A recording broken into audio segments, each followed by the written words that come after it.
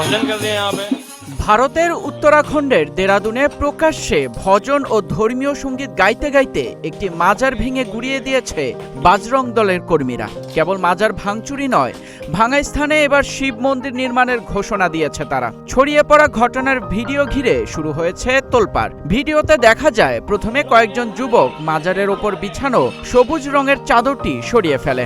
এরপর সেখানে উপস্থিত এক ব্যক্তি মাজার এবং ওই জায়গা সংক্রান্ত একটি লিখিত চিঠি পাঠ করে শোনান। চিঠি পড়া শেষ হতেই শুরু হয় ভাঙচুর। হাতে বড় হাতুড়ি ও লাঠি নিয়ে এক নারী সহ বেশ কয়েকজন যুবক একের পর এক আঘাত চালিয়ে মাজারের পাকা নির্মাণটি মাটিতে মিশিয়ে দেয়। একদিকে যখন হাতুড়ির আঘাতে ধ্বংস করা হচ্ছিল মাজারের নির্মাণ কর্ম, ঠিক তার পাশেই একটি গাছের নিচে বসে কিছু নারী বাদ্যযন্ত্র বাজিয়ে সুর করে ভজন ও কীর্তন গাইছিলেন।